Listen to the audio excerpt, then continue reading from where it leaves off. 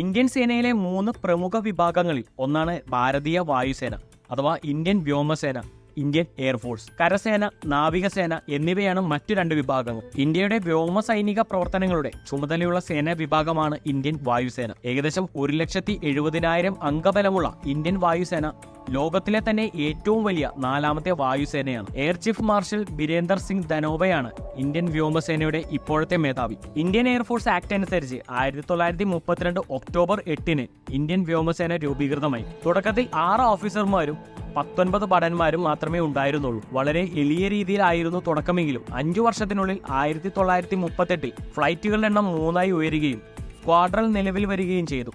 1937 വടക്കു പടിഞ്ഞാറൻ അതിർത്തിയിലും 1939 ബർമ മുന്നണിയിൽ ഗോത്രവർഗങ്ങൾക്കെതിരായും വ്യോമസേന പ്രവർത്തന നിരതമാവുകയുണ്ടായി. ഇവയായിരുന്നു യുദ്ധരംഗത്ത് ഭാരതീയ വായുസേനയുടെ ആദ്യകാലത്തെ പ്രായോഗിക അനുഭവം. 2ാം ലോക